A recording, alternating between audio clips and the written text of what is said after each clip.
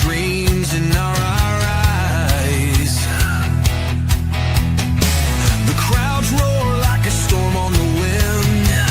We're the underdogs fighting again. I believe that we will win. Through the sweat and the fire within, we rise up when the skies grow dim. I believe that we will win.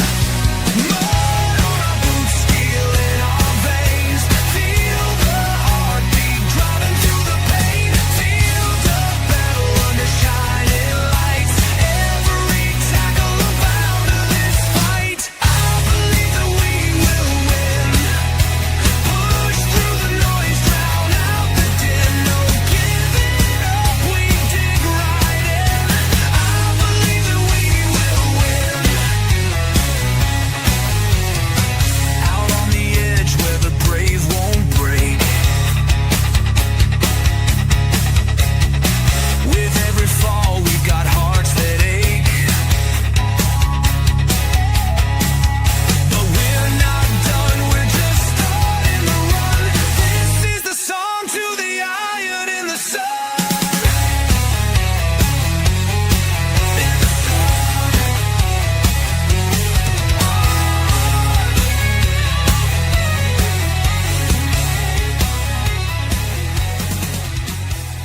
Shouts from the stands echo. Hey, boys and girls, and welcome to another edition of Stateside Footy. And tonight, God damn it, tonight we get to talk about my beloved Seattle Sounders. So I figured, why not actually talk to the guy that knows the club probably better than I do, and I think I pretty much know this club pretty well. So I figured, why not call Jeff Lageson, Prost International. Jeff, good evening. How you doing? I'm doing all right. The Sounders are about to start training next week, so Yeah. we're right. We're right 2020. at the press release came in the mail this morning about what the schedule is for next week before they head overseas for training, and it just kind of Where's the training going to be this year? they've got a week at home, Okay. and then they're heading to Algarve. They go to Portugal and a little bit of Spain. That doesn't seem too unusual. That seems to be a place where a lot of clubs go. They'll probably get some scrimmages in, especially in Algarve. You'll get your winter break type teams, the Scandinavian clubs and stuff like that. So they'll get some scrimmages in and training in the lovely weather of southern Portugal, which is nothing like the lovely weather of southern Tequila. So Hey, listen, man. There's nothing better than winter in Tequila. I'll just say that, right? It doesn't you can go to the French Riviera or you can go to the southern shores of Portugal. That's fine and well, but if you've never actually experienced winters in Tukwila, Washington, you are missing out. That's all I'll say. I'm going to choose to miss out. Well, okay. As I mentioned at the top of the show, we are talking a little bit about the Seattle Sounders as we are on the cusp of the 2026 Major League Soccer season. Last year, Leagues Cup winners in a season that I don't know how you felt about it. I actually felt the 2024 season was a little bit better for this core. Defensively speaking, I actually thought it was a lot better than last season. But that being said, 2026 is probably it's going to be a little bit more of the same. So we're going to, let me do this real quick. Before we get into it, make sure you hit the like and subscribe buttons and also hit the notification bell so you do not miss out on any upcoming content. All right, I got that in. All right, so I want to begin really quick. When you look around Major League Soccer and you see the type of business Miami is doing, and of course they're the defending champions, they're gearing up for a Champions League run, obviously. On top of trying to run the table, then you see what the LA Galaxy are doing to kind of shore up their defense. Now, granted, they lost Ricky Puig, so they still got more business to do in the Western Conference. Portland doesn't necessarily look to be a player. Surprisingly, Vancouver looks like they're trying to keep that core intact versus trying to let some of those guys go. Seattle kind of sits in an interesting position because I thought we were going to see a little bit of improvement because let's be perfectly honest, Jeff, this core is old. When you look at Jordan Morris, he's 31. Albert Rusnik is in his 30s as well, too. When you look at Christian Roland in his 30s, last year's back line, knew he was getting up in age. I think Jackson Reagan's getting to his age 28 season. And so now, granted, he's still kind of a youngster in Major League Soccer. He kind of got a little bit of a late start, but my whole point is that this core is kind of old. Now, granted, Schmetzer has kind of weaved in some youth, but for the simple fact of the matter is last season, one of the biggest bugaboos that I had was the fact that back line, which I thought was probably one of the best back lines in Major League Soccer in 2024, leaked a lot of goals last year. And so I thought from that standpoint, maybe we would see some upgrades in Seattle's back line. But so far, we've only seen Hassani Dotson come through, who is like a rotational midfielder. By the way, from Todd Beamer High School in Federal Way. And then we get some goalkeeper who is, I think, a Vancouver Whitecaps homegrown to get thrown into that goalkeeper group. But outside of that, they're relying on Paul Arriola, who's coming off an ACL injury. He's going to be back this season. For me, it was a little bit of a letdown. So I want to kind of begin right there. It's like, what was necessarily the ambition with this club? Is this literally just, okay, cool, we're just going to ride this core out because we have other things, we have other irons in the fire? Or was this literally just, we're kind of up against the cap, so there's really not much we can do? I want to answer that in parts because there's a couple pieces of that we should talk about separately. Yeah. We definitely want to talk about some of the things, that the ownership group's looking at. The big question they have is which transfer window in summer year and next year are they going to start making some of those moves? Can they do some things because the designated player slots are currently filled with? Is there a change that they could make to any of those situations? And the question becomes, which of these transfer windows? So you start looking at this transfer window going into the season, going into a World Cup break. The team's still pretty solid. It's going to be competitive. They have a lot of guys, like you said, aging core. But when do you break that up? Do you wait until after the World Cup when maybe lots of players suddenly become available because of that? You have the weird schedule of the next 18 months. So last year was this huge marathon, right? And we saw the results of the marathon. Right now, we've got a half season before the World Cup break, huge break.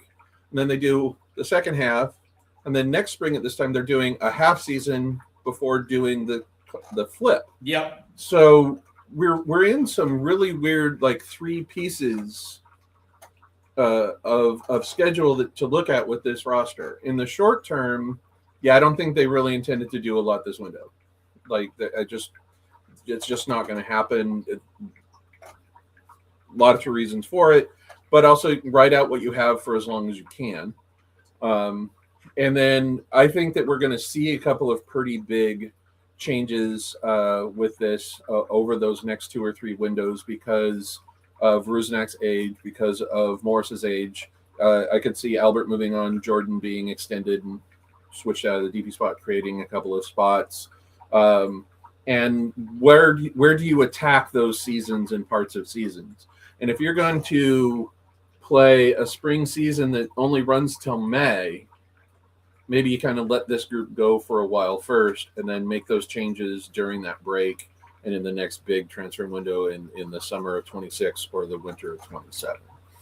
And so I like their chances still in the West. Sure. A veteran team with good goalkeeping and a couple of guys who can poach goals and solid midfield play can do an awful lot in the MLS Cup playoffs. And that does get into your other point that we want to get into is ambition. And the notion of what are the ambitions of this current ownership group right now. And those are all questions we can look at later. But right now, did I expect more to happen this one? No, because I would have liked to have seen a couple of things happen. But yeah, the interesting thing is, one of the things that Craig Weibel likes to say is that, we're not going to win any transfer windows. And that's fine. Because Seattle, outside of maybe 1 or 2 in their history where they were able to bring in a sexy name, had they ever really won a transfer window by grabbing headlines? I'm thinking maybe Obafemi Martins or Clint Dempsey or somewhere along the lines like that. The one that's showing up over your shoulder right there. Yeah, right there. Yeah, but right there. That's not what I was expecting, but I was expecting a little something because there is there is some, there are some, problems within this first team. Mainly, I don't know how you feel about this, but for me, fullback is a really big issue for me as well too. Me personally, I don't necessarily trust the left back, the left back core. Although they just did bring in a young left back who's in New Zealand. I think he's going to be with the Tacoma Defiance, so that's probably not going to be a non-factor.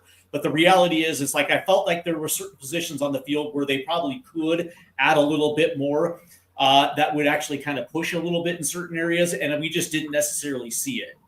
And so my first question was like, okay, well, wait a second. So we saw there was a few teams in the West that literally have lapped the Sounders when it came to credibility in the West. Not saying the Sounders are a bad team, but it's like you look at their transfer business, and again, I don't care about winning a transfer window, but it's like you're going to have to keep pace with some of these teams, and it's not necessarily winning.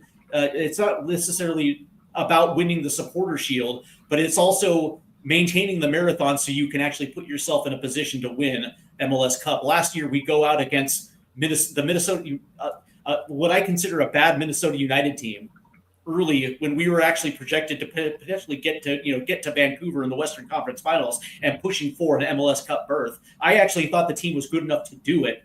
And then, this upcoming window, it's just nothing. It's literally just nothing of importance. Meanwhile, you kind of look at some of the things that are going on in the Western Conference. You're kind of like, okay, yeah, the Senators are going to be good, but are they going to be good enough where they're going to be able to withstand injuries and still be able to keep pace to get themselves in a decent position where they can actually attack the playoffs? And that was just my only concern. Well, and then you also have to deal with the fact that at some point somebody is going to give them enough money for Nuhu. Right. That keeps coming up.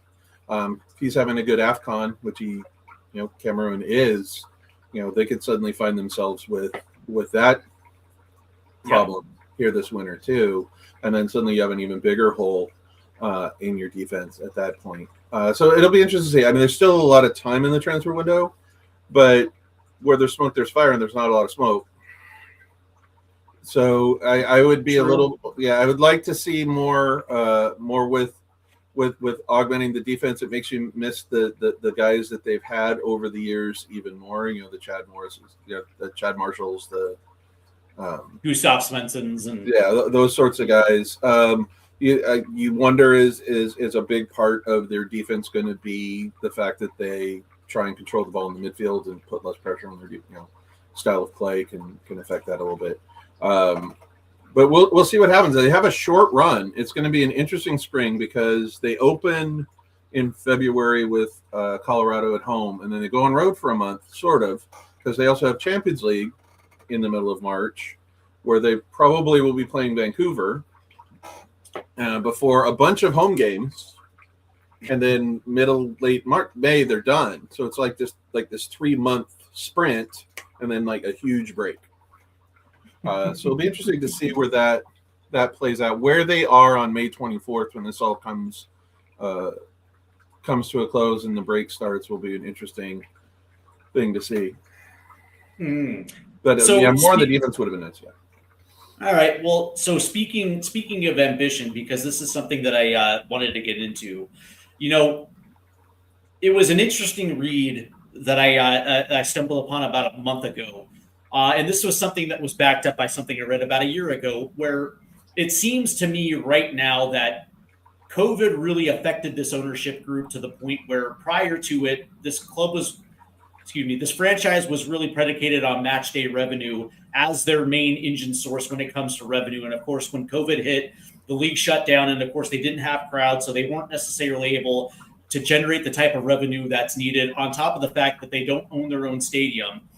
And so when Adrian Hanauer took over as majority owner, and of course he built his ownership group, they really started investing in outside, I guess you can say, outside football areas where they can actually draw on different revenue streams in order to fuel the first team. On top of that was building the new training complex, but they also want to build a new stadium. And the thing that I read about a month ago was that as of right now, the focus is on securing funding for that new stadium. That is something that this ownership group wants to do. With the new stadium, they're going to be able to pretty much control every single aspect of it.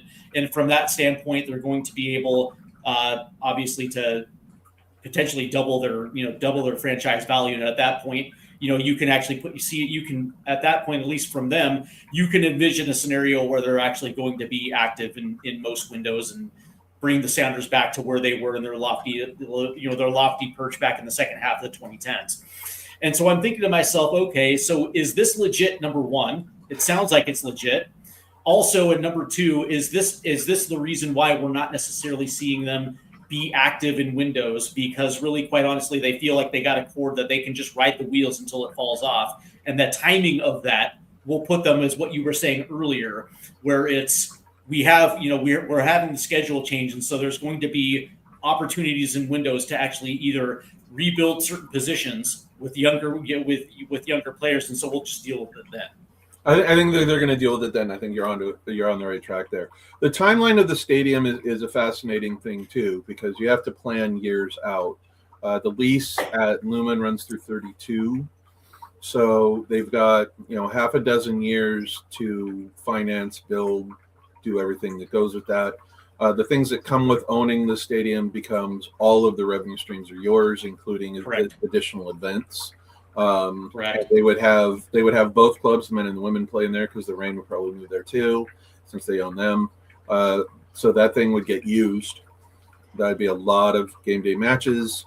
You would have situations like right now. A big part of why they go on an early road trip, and I'm looking at the schedule and I'm reading the press release today, going, well, we're on a month-long road trip because they have to get Lumen Field ready for the World Cup. But right in the middle of that, they're supposed to play a Champions League match. So, like, are they going to be playing on grass this spring?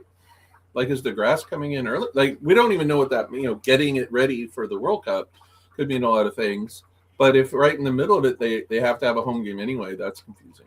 But yeah, the a couple of years of lead in right now coincides with the couple of years they would need to be ready to finance, break ground, and do what they need down at the old Longacre site.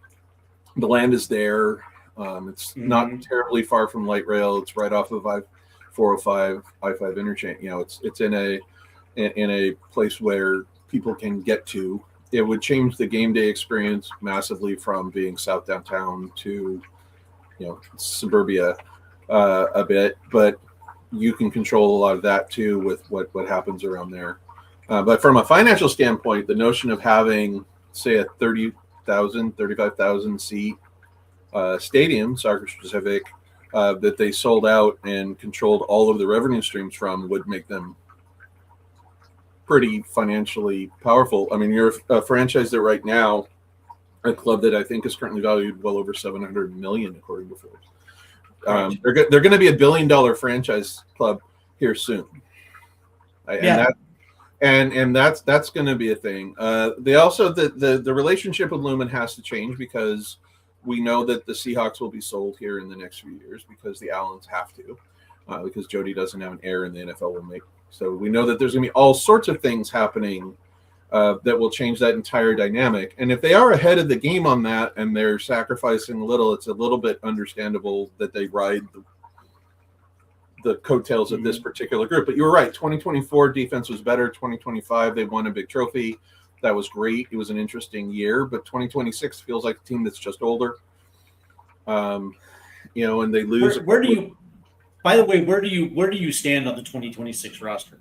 Because we're hearing that there's going to be a potential move off of Obed Vargas. Last time I heard that Club America was really looking at Obed, and of course this is the first time that a team abroad has checked in on Obed Vargas. So I mean, from a roster standpoint, I mean, yeah, there's going to be Ariola is going to come back into the squad. He's coming off his ACL, but where do you stand on the 2026 Sounders? Well, I think that we have a slightly older team that has a couple of guys that are in their last runs with the club. Vargas is one of them. Ariola will only be around so long. That probably coincides with these 2 or 3 transfer windows. Morris being a designated player, Rosnak's run with the club. I think this is a club that knows it's pretty good and knows that it can at least make the playoffs and then have a shot at things. And my thought is that Obed Vargas is probably on borrowed time as a sounder.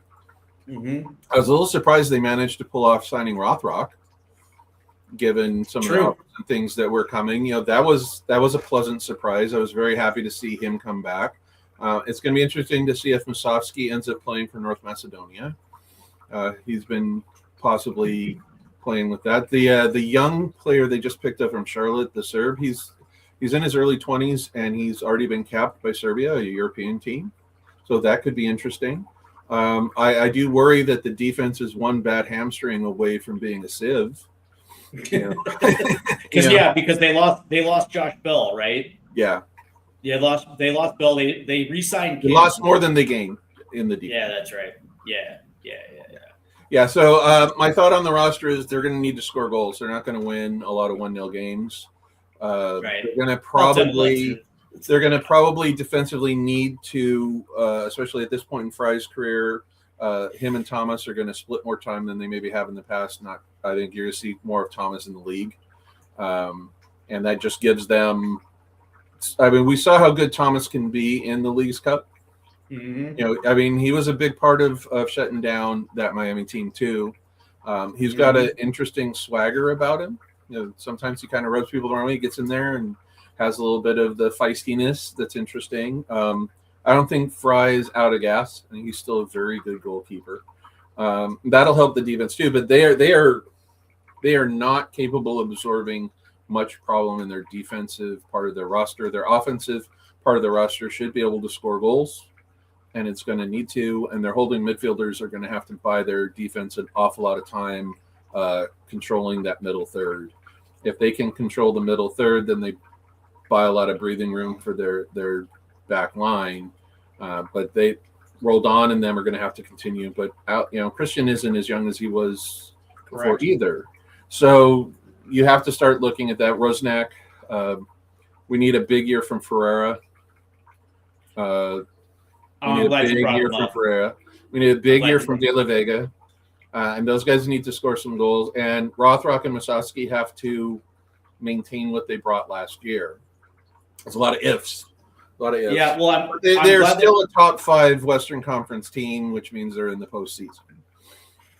I'm glad you brought that up, because where does Jesus Ferreira play in 2026? Towards the end of the season, when Albert Rusnik was back, he was kind of lined up on the right-hand side. Sometimes we saw him on the left too, depending on the matchup and depending when De La Vega was in the lineup. Sometimes you saw De La Vega coming off the bench, and you would have Paul Rothrock out on the right with Jesus Ferreira coming off the left. Is this going to be a situation where it's going to be, in order to get him into the 11, he's going to split time on the right hand side with Paul Rothrock, depending on the matchups, or is this going to be Rothrock is probably how are they going to juggle? I don't think we're going to see Jesus in just one spot. He's got to be mobile that way. Again, though, I mean, Rothrock has to come out and be playing like he did last year to maintain that. I mean, if Jesus comes and goes on one of those scoring tears that sometimes goal scorers go on, that could change the dynamic. But I think that we're going to see Jesus definitely on the wing. And some of the comments I saw when people were talking about the rumored Dutch player was, "Oh, we don't need more wingers." No, they're loaded at winger, and they can. I don't think so at all. Sides. Yeah. I don't really think so at all. I really don't think so at all. Right? Well, on the roster, I don't think they have roster spots for them. Right. So, well, I mean, like when you look at the quality of winger, it just depends, right? Because I guess it really just depends, right? Number one, what's the situation with Georgie Monongo? Is he going to kick on and find himself starting more more oftentimes than not? And if not, if he's going to be relegated to a late game substitution fare, that only leaves you really with Paul Rothrock on the right hand side.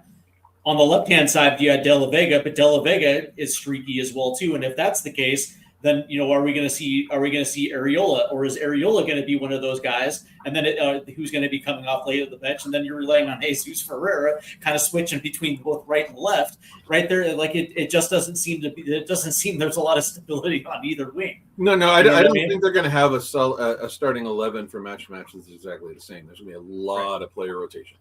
They're going to do a lot of player rotation. Did you get a chance to see any of the AFCON with Georgie? No, I did not. I saw a little bit when he was on in one of the matches. I made a point of looking. He looked pretty good. If he's one of those guys that can pop, I like Georgie though.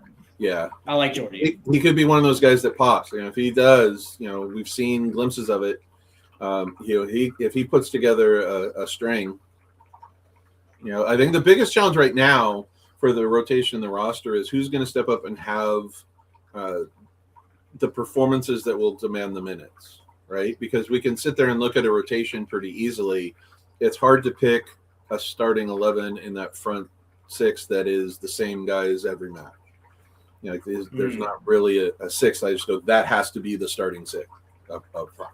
Like I do think that there's an awful lot of, if you're playing a team that does this and you're on the road and it's a wider field, you play this, there's a lot more fluid. So I'd like to see some guys step up and kind of own the first half of the season, especially guys who maybe don't have a World Cup in front of them. I'd love to see some guys step up and just know that they can sprint through May and take a nice long break. They can approach this season differently than they did last year, where there was no break in 50 games. And good Lord, the fact that they still had a team on the field and at the end was a pleasant surprise with that much football. They played too many. They played too many games last year. Knowing that they're gonna play. They're not in the Open Cup because they're in the Leagues Cup. So you've got league matches and some CONCACAF and a short window. So they can kind of throw an awful lot at those league matches. That early stretch on the road, though, where they play like 4 or 5 games, they can't come through that at like 2, 3, and 1. They have to win and get 12, 15 points by match 17, match 7 or something. They can't be in like 9 points after 6, 7 games and be okay. They have to grab points on the road early, and so that'll be interesting to see too. The schedule. How big is Danny Mazzocchi going to be this year? He needs to be as good as he was last year. They can't have been that was his best year. He's got to show that he has to. I don't think there's anybody on this roster that can afford to have a drop off and will find themselves on the pitch. Not necessarily because the lineup screams it, but because there's enough general depth and quality pros that Brian doesn't have to poke with guys that are out of form. So I don't know. I don't feel like they're going to go out for a run and be, in the end of May, 9-1-1 and roaring ahead in the Western Conference. But they should be in a position where when the break comes, they're above the line, and preferably in the middle and above of that group, or they're in real trouble the second half of the year when Christian comes back tired after a World Cup, those sorts of things.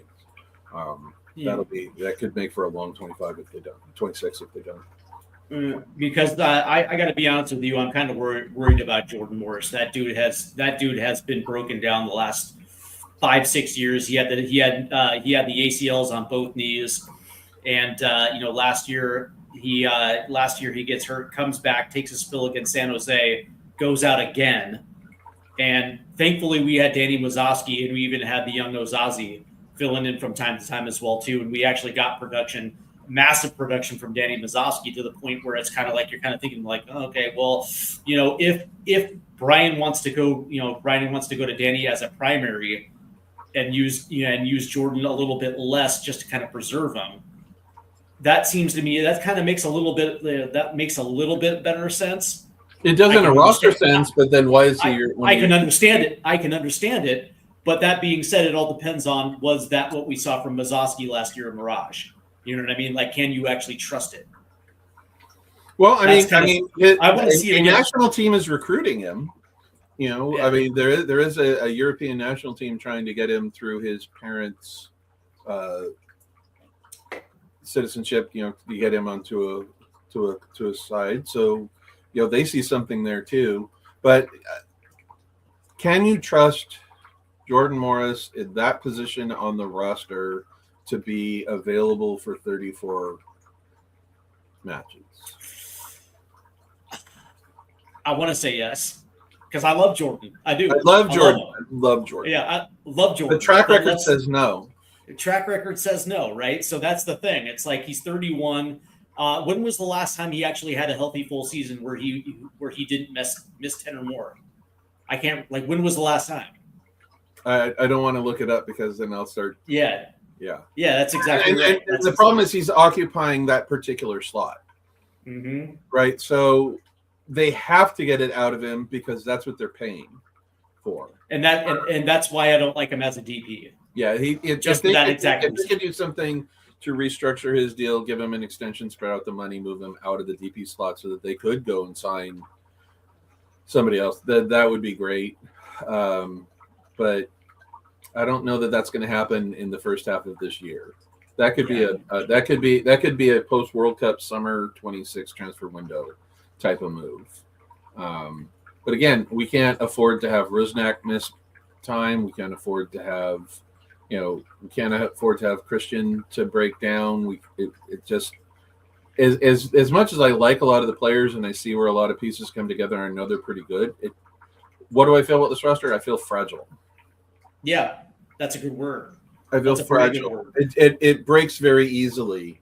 It absorbs a little because it does have some depth in a lot of places, but it doesn't have depth in the defense, and it has depth at the other end of the field that hopefully would cover for that. It's got depth at goalkeeping. It's got depth in the midfield. It's got depth on different places, but they need somebody to step up and score 15 goals. They need somebody to be a secondary goal scorer that gets between 8 and 12, and they've got to get that bam bam punch. And where that comes from needs to be probably Musovski and Rothrock and Morris. Ferreira needs to come in and score 5-6 goals, kind of floating in and out, from the different positions and creating a bunch. Probably needs 8 or 9 goal contribution assists. In that, Rusnak probably needs to grab a half dozen goals and 8 assists. Christian probably needs to get a couple of goals and 4 or 5 assists. De La Vega needs to break out and be worth the DP position, or you start looking at whether or not you move him along. I would agree, and they've got to get somebody dropping 15, 16 goals, because whenever I'm talking with you, or I've seen Dempsey over your shoulder, and I'm thinking of the 1-2 punch of Martins and Dempsey. That was beautiful. That was so beautiful. Ridiculously fun to watch. The interesting thing is you're absolutely right, and I was actually just going to come around and tell you that that secondary goal scorer has to be Albert Rusnak, right? You talk about the money that's being spent for a DP. I mean, we re-signed him, and what was interesting is, as much as I like Albert, the fact of the matter is I have a problem signing 30-year-olds to 4-year DP contracts. I just have, me personally, I personally just don't like it. But that being said, since you brought him back and you refuse to look elsewhere to find another central attacker, he's going to have to be that secondary goal scorer. And you're absolutely right. It has to be anywhere between 8 to 12 this season.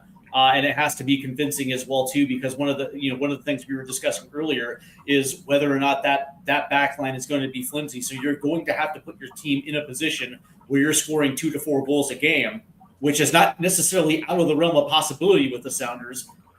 We've seen it. They do it, and they can do it. Whether or not they can do it consistently is going to be the difference about whether or not by the time we actually hit the World Cup break, this team is going to be within 2nd to 5th place. And so, honestly, if they're scoring goals, obviously they're probably going to be a little bit higher up at the table. But that being said, it's like the one thing that I'm fearful is that we're going to have an early injury. They seem to happen early. And last year it was Areola who was gone for the season. We also lost, João Paulo we had two absolutely devastating injuries early, and because of it, it kind of changed. It kind of changed the complexity of the roster. And so hopefully we can avoid it. And that's the thing. You're absolutely right about De La Vega. Right now, he's been an absolute bust in my eyes. And for it's what they only paid for him, yeah, for 100%. And you're thankful that you actually do have a Jesus Ferrer and you do have a Paul Rothrock that kind of make up the difference when it comes to goal contributions. But that being said, it's like if that dude doesn't come good, and you're getting absolutely zero production off the left-hand side, that's going to be a massive problem. Yeah, they have to have consistency from production from places where they're spending money. I know it sounds funny. It sounds funny to say it that way. It sounds funny to but say it that the way. reason that you pay those guys, you're paying Morris and De La Vega and Rusnak to be the leaders of your offense. Yep. They're your big money guys. You went out and outbid somebody to keep Rothrock, and you've got Musovsky, and you've kept those guys.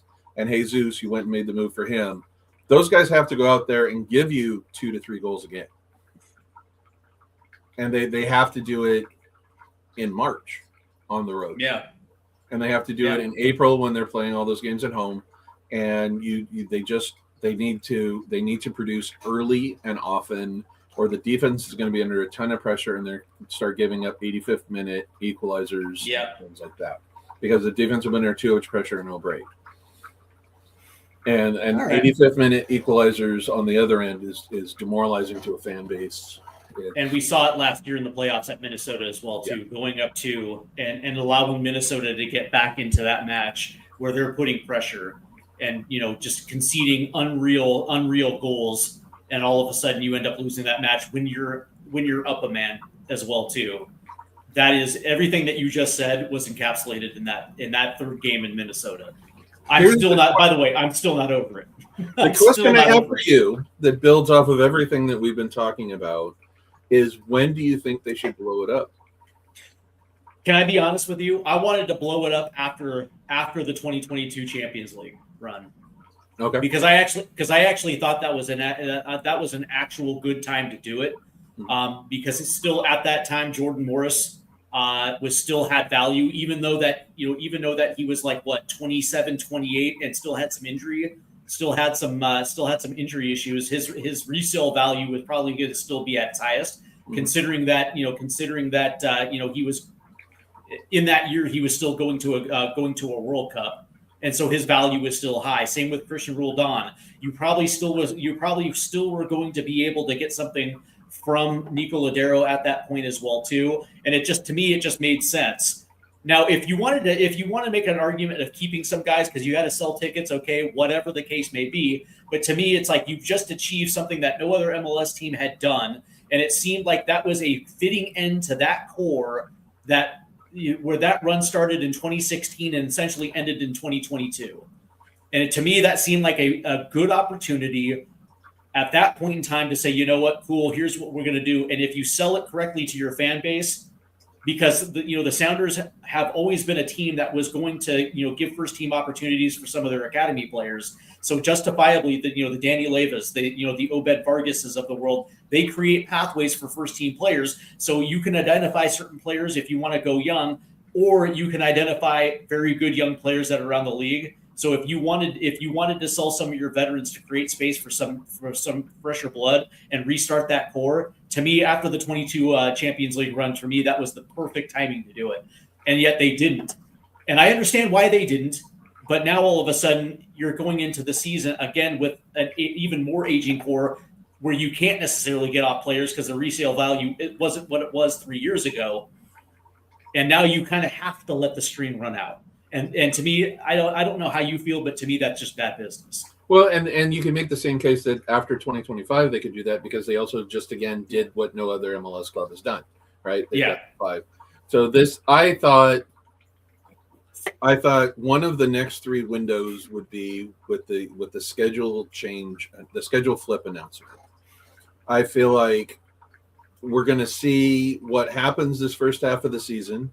If they're not good, This Yeah. summer is going to see an awful lot of different names on the back of jerseys very quickly. I think they could do a big roster overhaul. If not, and they're doing okay, we'll see it this time next year.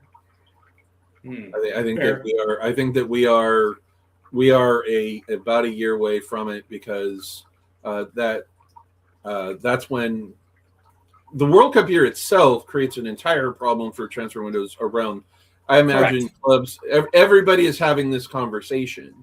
Correct. Just look at the transfer window right now for like the English league and stuff. All these teams that want to Yeah. improve, and they basically can either try and outbid Saudi Arabia for aging good players, or overspend for young players they hope hit, and that they don't waste $60 to $80 million. Correct. Yeah, And no, you're so absolutely right. You're absolutely the right. transfer window right now is all wonky. Well, yeah, you're right, because in the English Premier League, the only big name that's moving is going to be Antoine Semenyo. And obviously, I'm a huge Tottenham supporter. And the reality is those names are not going to be available. And it's not just for Spurs, it's just for everybody, right? Usually the summer transfer window is where you're going to be able to get the type of player profile that you want, because you actually have time not only to sell players, but also to negotiate better deals. Whereas in January, you might actually have to overpay for somebody where otherwise you wouldn't in the summer. And I it's going to be completely interesting understand. because MLS moves into that summer window now. Yeah. So realistically, because of the half and half and the way it's looping, we could see a big MLS burst this summer as teams try and get ahead of the curve on that summer window thing. Total tangent right now. Where do you think Pochettino ends up after the World Cup? Tottenham Hotspur. You don't think that Man U's going to go for him right now? I'm sure they will. First of all, I could totally see it back at Spurs too. Yeah. But by the way, no, there's no way Pochettino is going to leave for Manchester United ahead of the World Cup. No. It's after the Cup. Yeah, after the Cup. I think United is perfectly comfortable with a caretaker manager. Yeah. Their ownership group is doing the same thing. They're worried more about a stadium than anything else right now. But the Poach is an interesting question. Sorry, it came up and you mentioned Spurs. It's going to be interesting to see where that plays out too. But I think that he'll announce where he's going to be coaching in England before the World Cup, and that's okay. Yeah, I think that's okay. There's no way that he was like, his contract states that he has the option for another cycle. I just don't think he stays for another cycle. Like he took this because it was an 18-month contract. No, he signed an 18-month contract that had clauses that will never happen at the end of it. Exactly. But exactly. Sorry that you brought up the Spurs thing, and it just made me think of that. So, all right. So before we get into how we see the 2026 season play out for the Sounders, is there one player that you have circled that actually has to have a massive year for this engine to run the way that you think it could? Because you already stated that this is a good team and that certain things have to break right in order for this thing to actually achieve what you think it is going to be able to achieve. Is there one player that you have circled to be like, go ahead. I think that you just need the veterans to be the veterans. Rusnak needs to be Rusnak. Morris needs to be Morris. Roldan needs to be Roldan, right? But they need big years from Jesus, De La Vega, and Rothrock again. And those guys have to be Rothrock has to have been worth keeping, and De La Vega has to live up to his contract, and Jesus needs to show why he should have gone. He's going to play with the chip of the I wanted to have been on this World Cup team too sort of guy. And I would like to see, but the biggest one of those three is De La Vega. De La Vega has to be worth the money they've paid for him and have teams suddenly wanting to outbid to buy him away from them. He has to be good enough that rumors start swirling that teams are starting to offer money to Seattle. Yeah, and they paid a $7 million transfer fee, correct? Yeah, 5 or 7, somewhere in that range. Yeah. And you need to start seeing the notion that teams are looking at him and that the Sounders would recoup. That he has to be the sort of guy that starts getting transfer rumors about him. and he has to be worth the money because it's the designated player slot. Mm-hmm.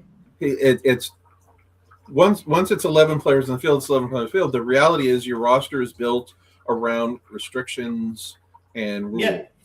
And if you're putting those rules lead to expectations, and the expectation is that De La Vega needs to be an MLS best 11 sort of player this year for the Sounders to compete for a trophy. And I do agree with that, just considering the way the Sounders play, right?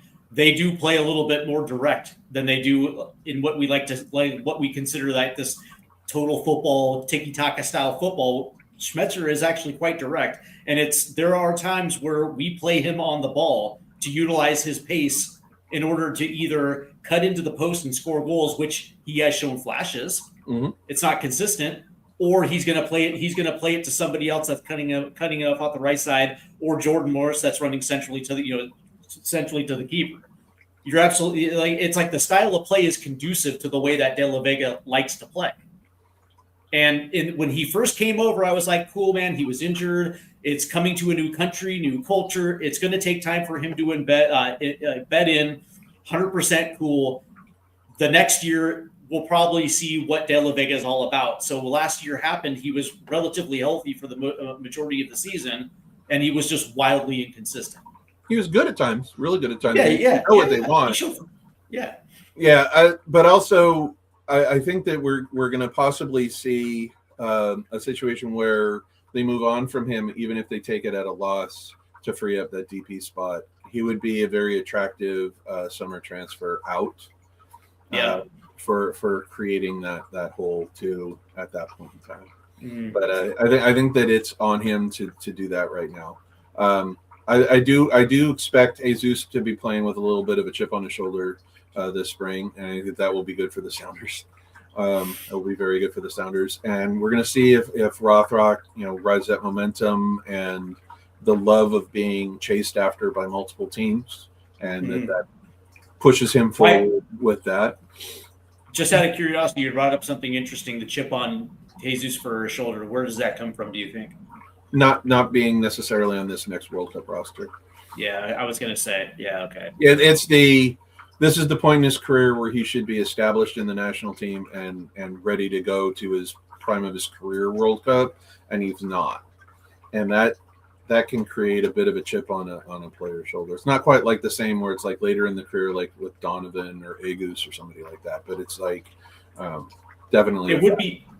It would be interesting if he started the season absolutely on fire to the point where Pochettino takes a look at him in the March camp as an injury replacement. That would be interesting to see if he would do something like that, considering we haven't seen him in the national team since essentially the last cycle. But I have two names for you that I think are going to be absolutely paramount this year.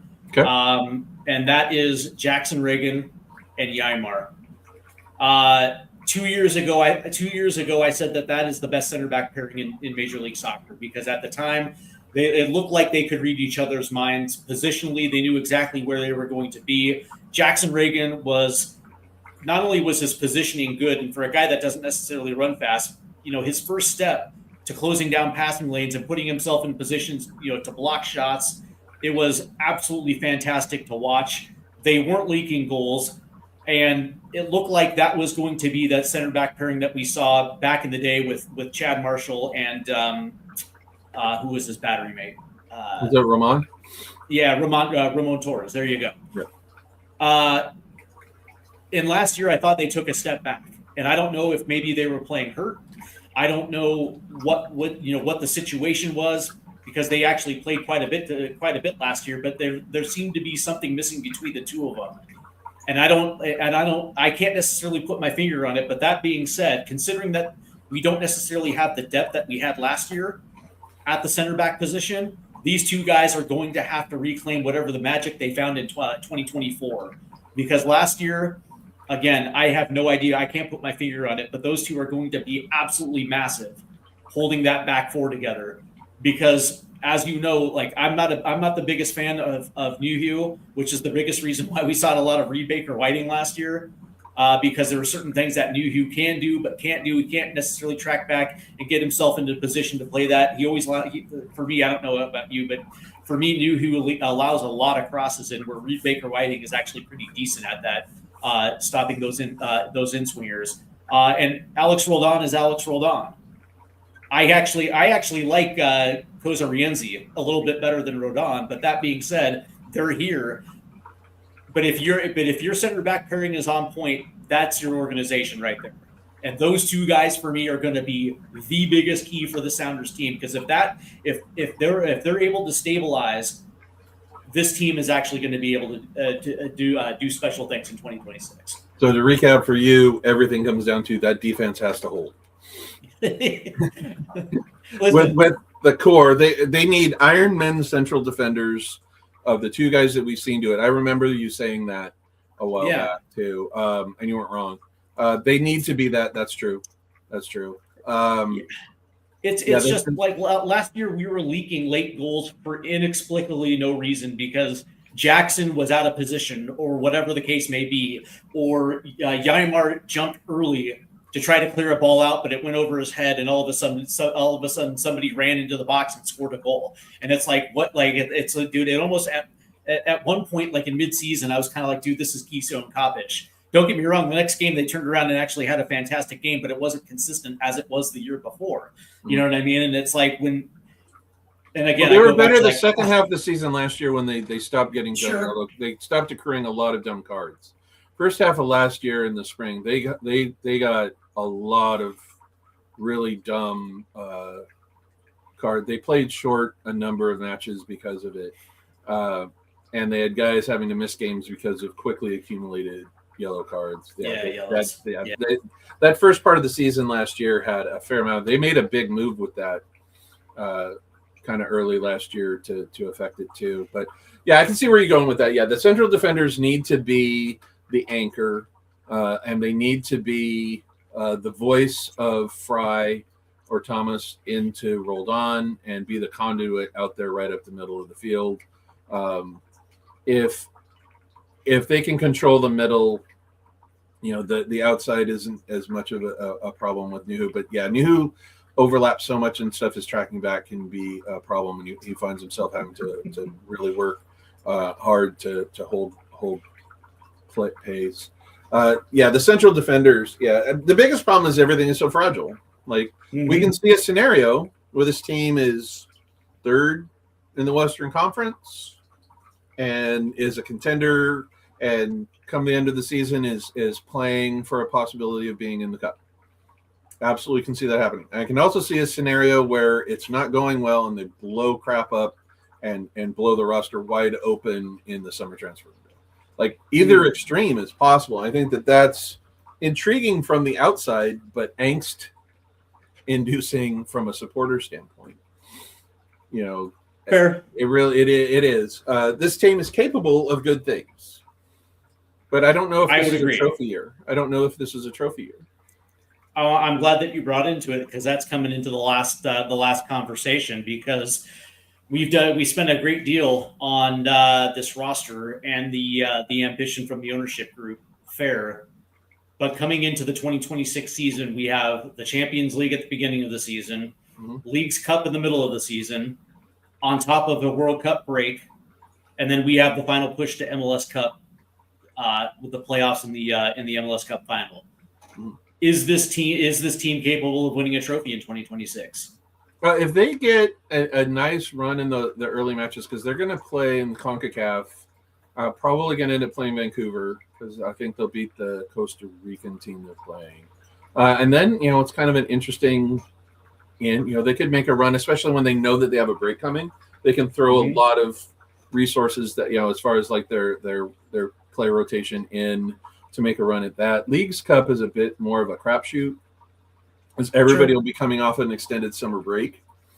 And it will be interesting to see where that goes. I think the trophy opportunity is early. Like, make a nice little run at the CONCACAF, because I don't think they play anybody terrifying until the semifinals based on the break. Right. And it makes sense because if you want to rotate in the league, certain positions in the league, you're going to be able to do that early. And you can literally focus in on the Champions League. And it makes a lot of sense because I would actually think that that would actually play to Seattle's strength. Now that I think about it more, especially with that summer break with the World Cup, they're going to be able to get that necessary rest to push on in the second half. Yeah, the second half of the regular season, they can, Because if they had last year's schedule, probably not. No, they can go for Champions Cup, rest, reload, make a run at the postseason. I don't think the Leagues Cup will have quite as much of a edge to it this year. It's cool that they won it, but we'll see what they do in those first match or two in the group. How that all gets scheduled. If they're looking good, go for it.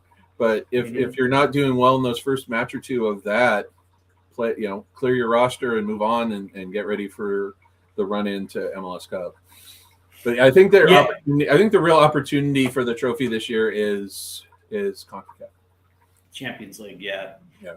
And that's what makes this offseason a little disheartening is the fact that if that was something that was on the mind of Brian Schmetzer, you wonder if he's a little bit disappointed just because he understands exactly everything that we were just talking about. And you might need that extra firepower to pull off the Champions League. You know what I mean? So you're probably hoping for it doesn't even have to be, it doesn't necessarily even have to be a big transfer from overseas, but like maybe an interleague move where, they pick up somebody, in the midfield or something like that. Like last year when Houston picked up Jack McGlynn or something like that type of move where, it gives a little something else in the midfield as well too, but I digress. Yeah. All right. You have to hope that the rotation produces goals. Yeah. If the rotation produces goals, because they have a bunch of guys who can score and create, and they're scoring goals, then those opportunities will happen and they'll make a run at it. If they're not scoring goals, they're not going to win low-scoring games. I'm just curious about whether or not this team is going to be able to compete in Mexico. Can they travel to Mexico and pull something out of their ass? That would be interesting. Because it's not Leagues Cup at that point. You know what I mean? No. That's not even remotely Leagues Cup at that point. No, because the Mexican teams take a much different approach to CONCACAF than they do to Leagues Cup. Yeah. Because the Leagues Cup games are mostly played here, and they don't give a shit about them. Yeah. No. It doesn't have it does not have remotely the same. It is definitely not as important to them. Yeah, it's the reason why I don't like it's nice. The Leagues Cup the Leagues Cup trophy was nice for we won every trophy in North America type conversation, but really it holds about as much cachet to me as the Supporter Shield. So you didn't go buy a Leagues Cup champion T-shirt? No, I waited until I was back to Seattle to pick up my I loved those jerseys when they were in '94, and that uniform was sweet then. So it's sweet now too. I was like, I gotta get it. It's one of my favorites that they've put in there with that. But no, I am hopeful, but hesitant. I see where the fragility is in the club, and I just know that the next 2 or 3 windows are eventful, and it's just a question of which one is going to be the most eventful before that happens. Yeah, I would agree because I look at Vancouver and I see a team that's going to bring back Kubas back, and it looks like Brian White's going to be back healthy this year. Sebastian Berhalter is only going to get better. That team now it all depends on whether or not they're going to be able to keep Tristan Blackman. There is rumors that he's going to go down to Miami. Fair enough. He would be the first non-Argentinian to play for Inter Miami in the Messi era. But that being said, if they're able to keep Tristan Blackman, if they're able to keep that roster together, that's probably the best team in the Western Conference again. But then again, how much fun is that Champions League thing going to be though in March?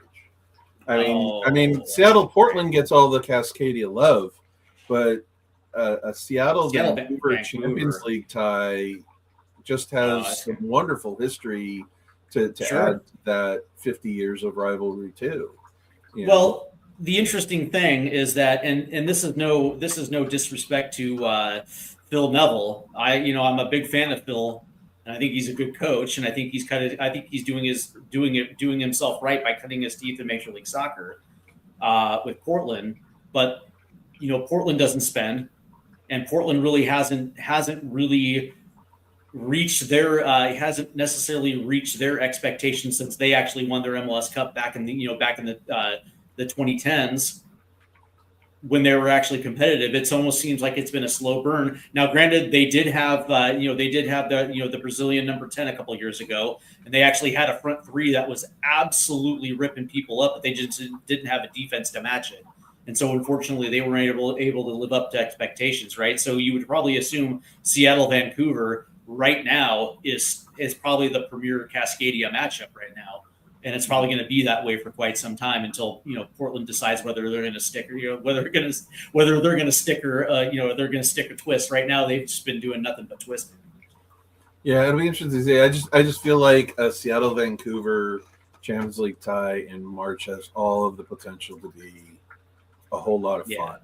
Like that has a chance to be a whole lot of fun. Like that could be a really good game here in Seattle. Like that could just be a fun one. They open up the entire stadium for that one, don't you think? Well, it'll be interesting to see because it'll be we won't know who it is for a few weeks, and it's in the middle of we're on a road trip because we're doing something for the World Cup. So who knows what they'll do with that match at all? Because it's supposedly in the time when they're on it's supposed to happen. Oh, I know what they'll do.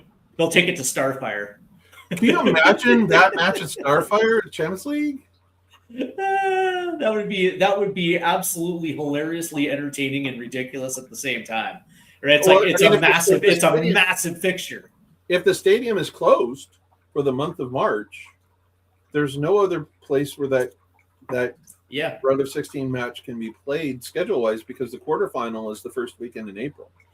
Unless there isn't time to push that a couple weeks. If they're going on a road trip and they really are okay by the middle of March, like the stadium will be ready, fine.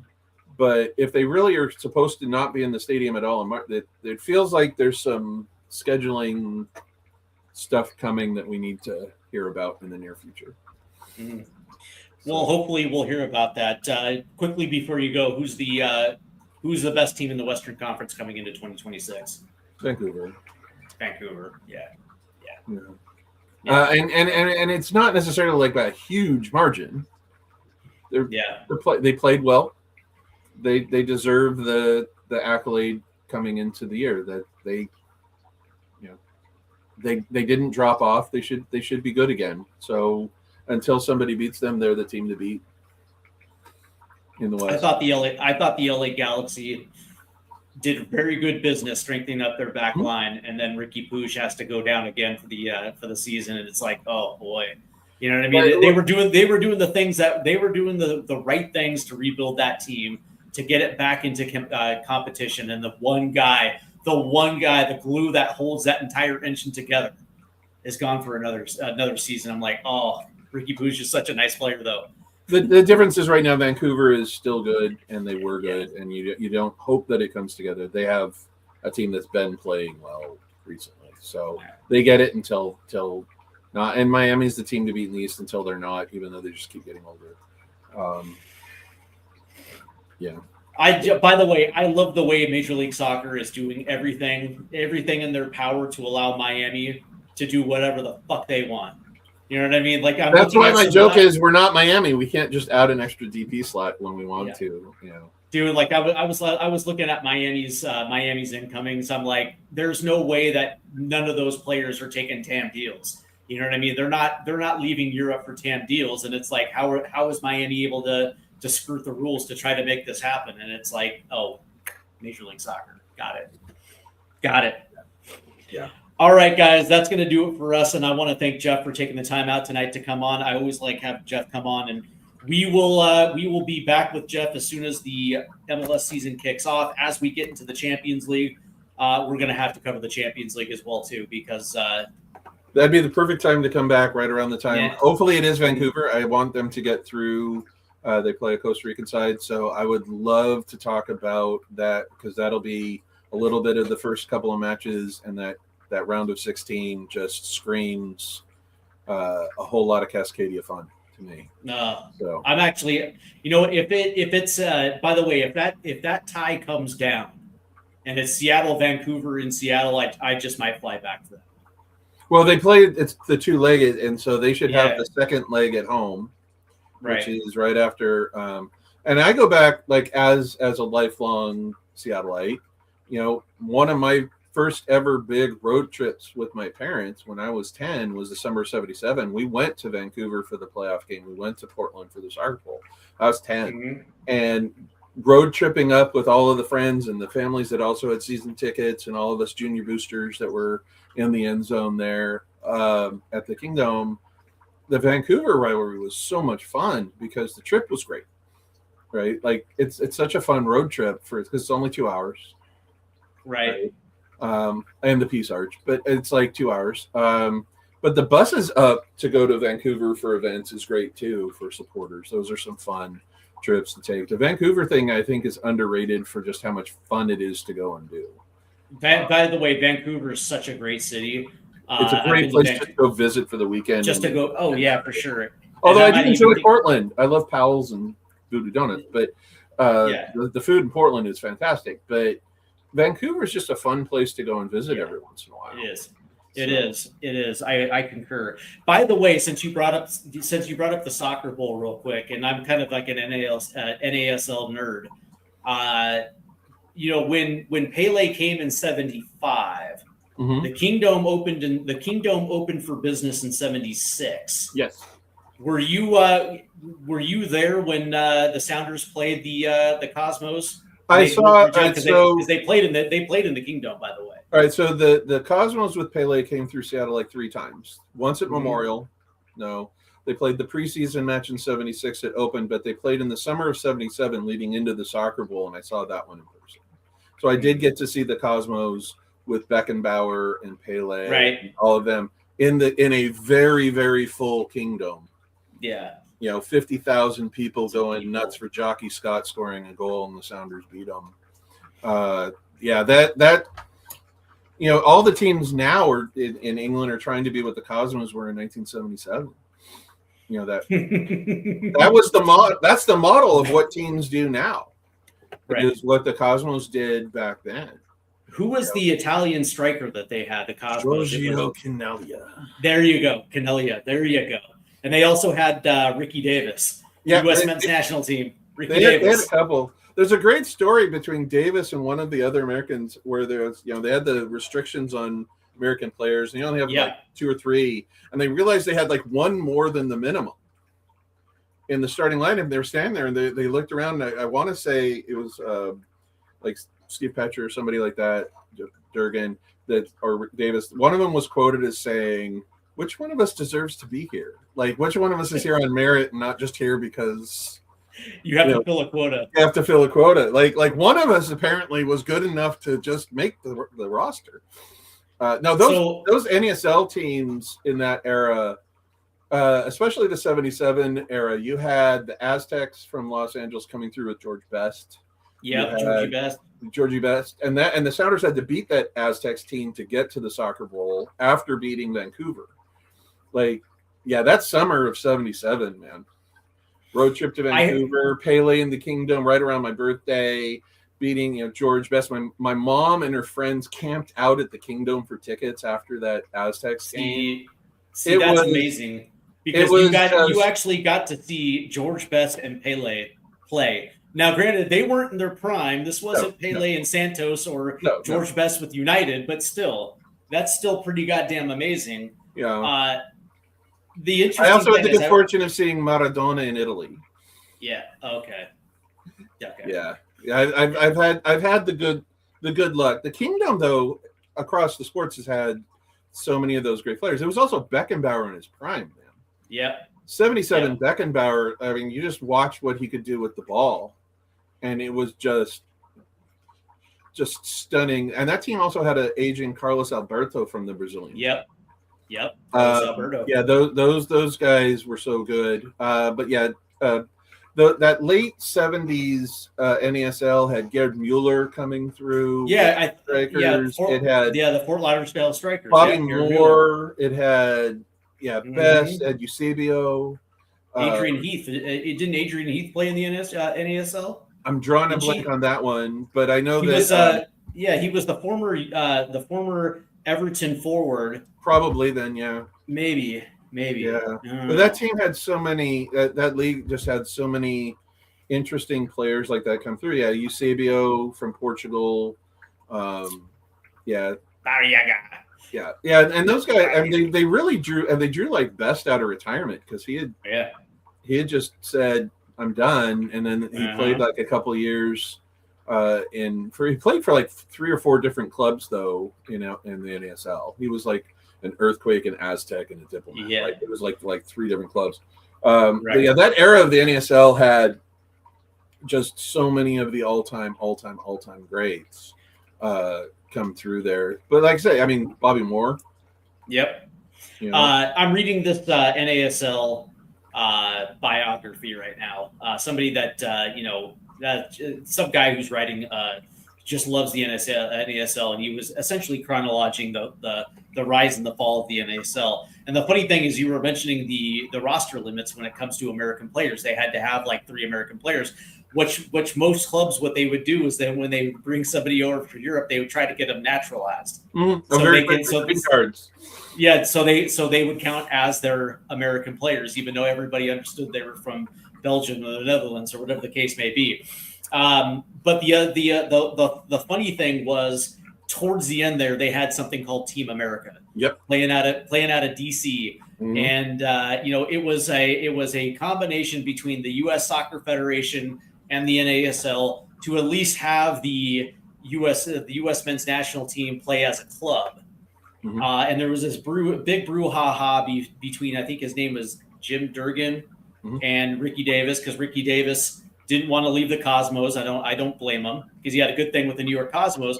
But there was nothing in the league. There was no mechanism in the league that required teams to give up their good players. I know the Sounders had a couple good American players as well too. Mark Peterson was a big part of that. Yeah, teams were not willing to give up their American players for I guess you could say for the team that would be qualifying for the World Cup to play it, to play. And so what they ended up having was a team full of guys who maybe got a cap, you know what I mean, or guys that were on green cards. And so Team America literally only lasted 1 season and it was done. But the reality, that was like 83, they folded in 84.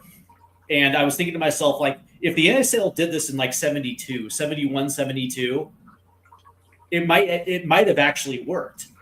Yeah, that team would have had Shep Messing in goal, because you take a look at the Olympic team in 72 had some of those guys. Into the 70s and into that early 80s, you had some names that you recognize from later becoming broadcasters like Ty Keogh. In the 70s, 1 cap in goal went to Bruce Arena. But the reality was there was no academy system back in the 70s. Youth soccer was just a new thing. You know what I mean? The Sounders did a good job of having a reserve squad that trained with them, and it gave them the guys like Jimmy McAllister, and it gave them the young players, a couple of Canadian guys too that were the Mark Peterson's from the U.S. He was also local. You had Jeff Stock in there.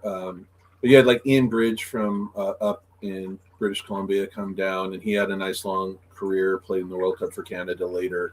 The Sounders did a good job of having that. What they essentially did with their team was they just got them games, and they got to train with the big boys, and it gave them a chance to get some young players at least exposed to a first team for a couple of years. And a couple of guys ended up getting decent careers out of it, McAllister and whatnot.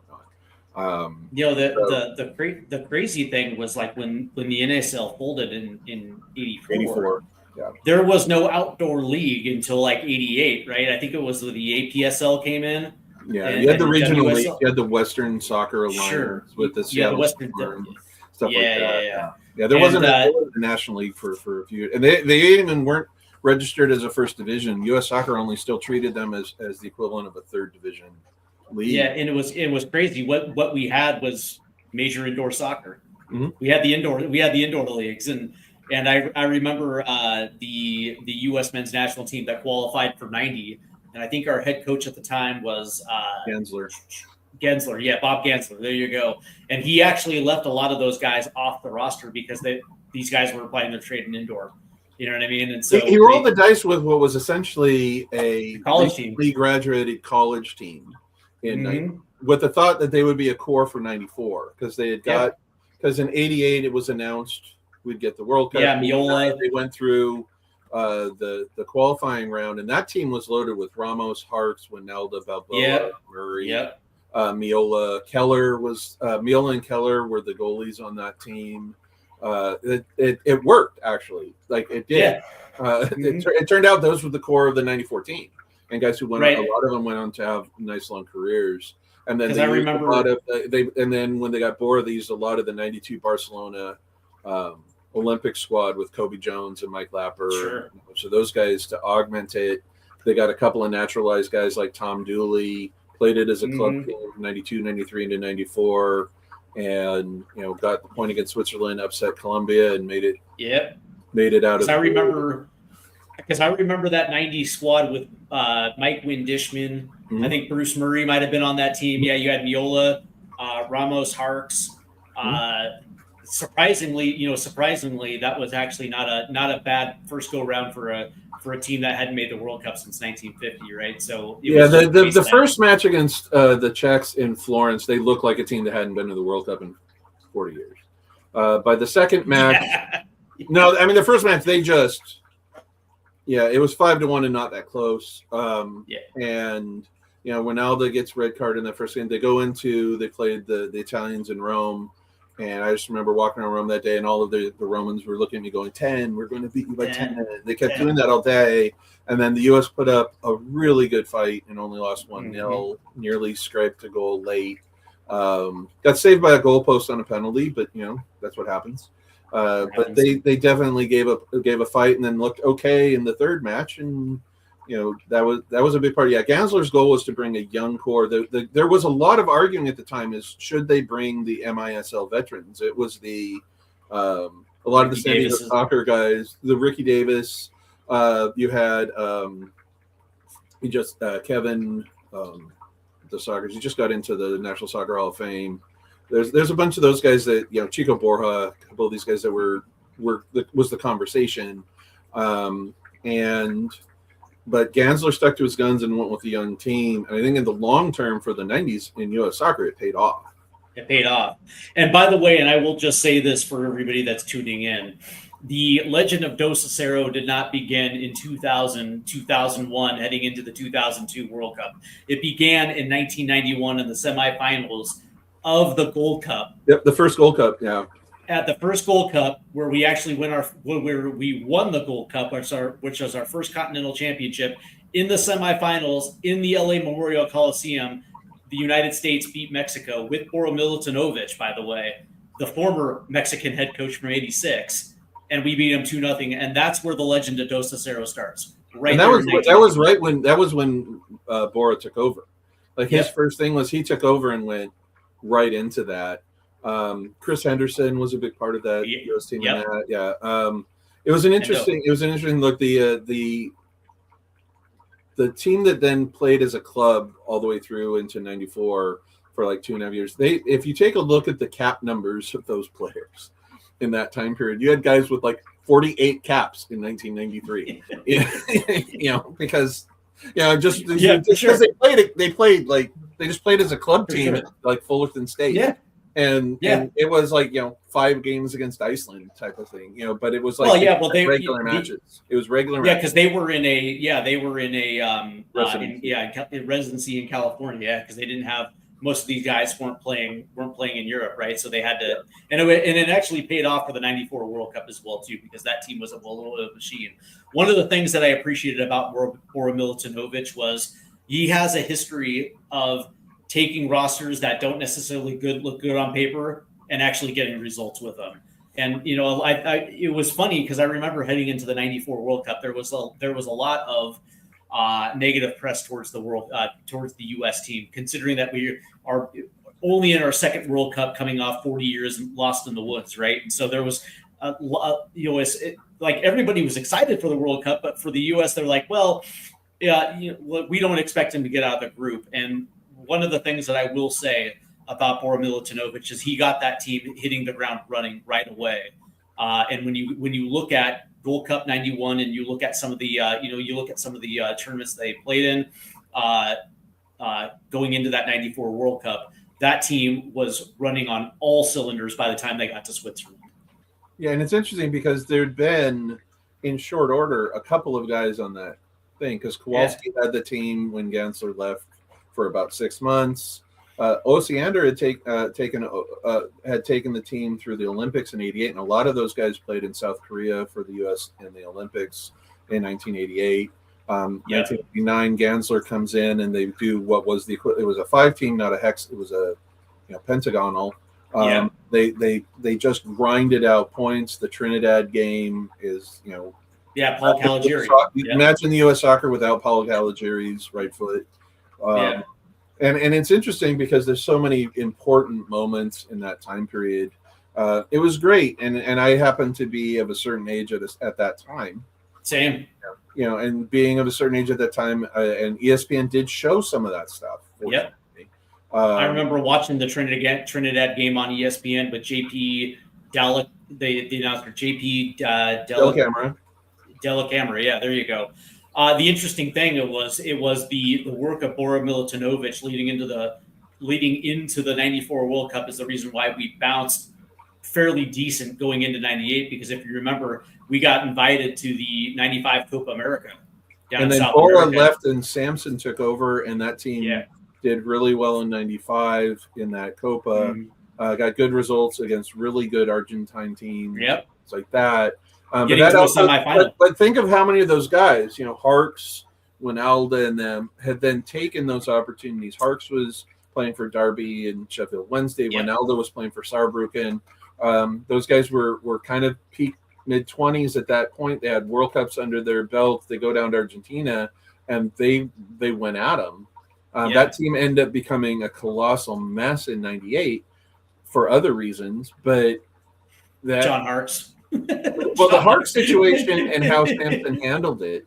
The captain for life. But also how Sampson handled that. And then Sampson suddenly, at the last minute, altered his lineup and roster, and they played the 6-1 that was it was interesting. It was interesting to see. Yeah, if you start looking at the history of it, I could talk about that stuff forever. It was fun to be a part of all of that, from being of the age to watch it. Like when that was my thing. Getting a chance to go to some of those matches. It was pretty fun to do, but a lot of those guys have moved on and are still a part of U.S. soccer today. I mean, Vermees, for how long, was coaching. He was on that team.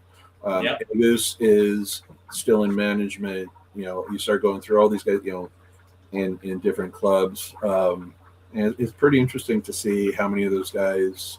Lawless got a year in Serie A out of it. Yep.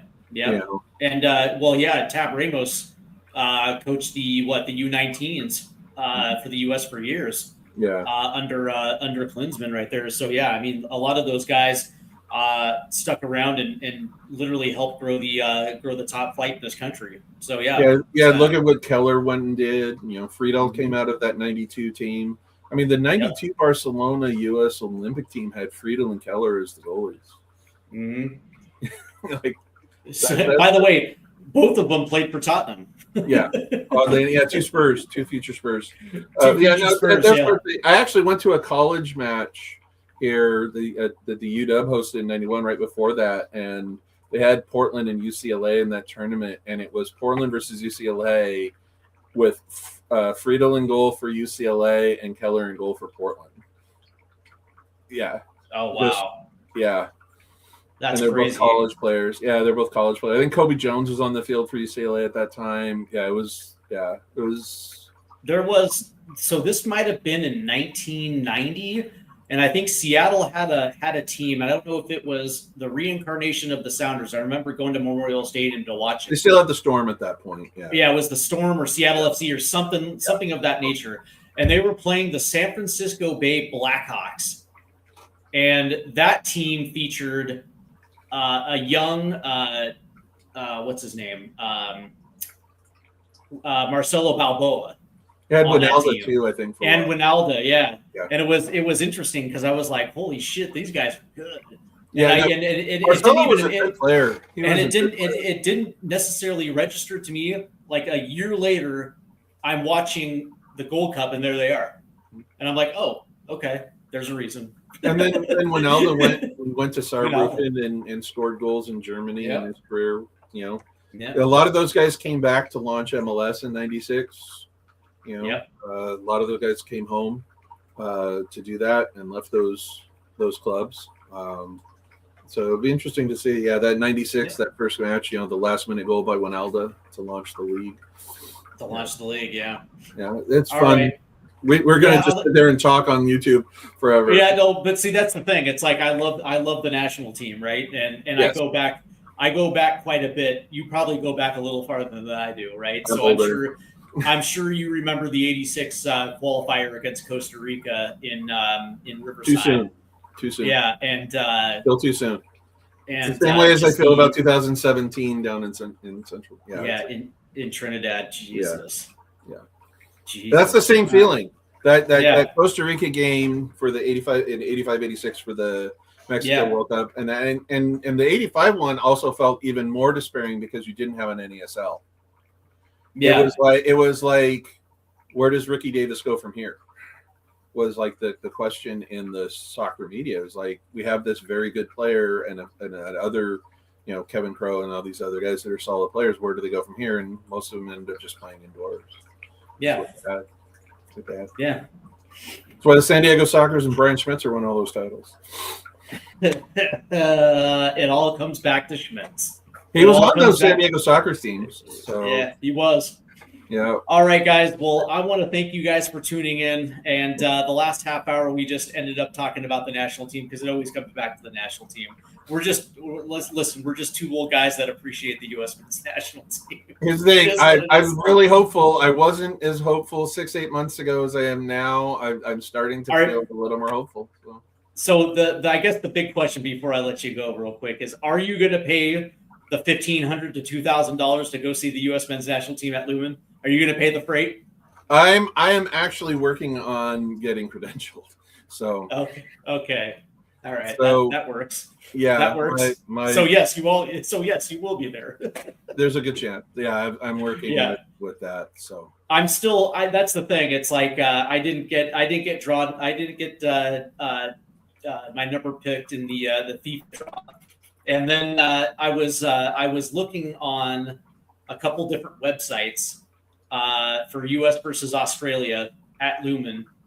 Your debit card will just start aching the moment you look at it. You'll just feel it in your wallet saying no. Yeah, but like when will I ever see my national team play in my hometown in a World Cup? You know what I mean? It's like it just might be worth it. That's just because it didn't happen in '94 because the stadium situation didn't work out. So Yeah, but they played in the Pontiac Silverdome. Make that make sense. Just the Kingdom was in going through some problems. Sure. But they actually weren't trying to play that game in the Kingdom. They were trying to play it at Husky Stadium. And in 90, 91, 92-ish, the football team said, no. All right. Yeah. I actually didn't know that. That's something I actually did use the Kingdom. The University of Washington said, "Yeah, we don't want you here. Not the World Cup. Sorry." Well, it came right on the heels of the Goodwill games, which had burned them. So fair. All right, guys. Yeah, that's going to do it for us, Jeff. I want to say thank you. The next time we will be together is right at the cusp of the CONCACAF Champions Cup as we talk about the Sounders a little bit more in depth as it pertains to them winning the trophy of all trophies in North America. So definitely keep your eye out for that. I'm also working on a very special guest coming up. I'm trying to work out the logistics. He is a former U.S. men's national team player. So stay tuned and make sure you hit the like and subscribe button because as soon as I get the confirmation, I will be putting that on the post. So until then, you guys take care. Well, that's a great mystery. I hope it helps. Yeah. I want to tease it, but I can't confirm it yet. So good night, guys.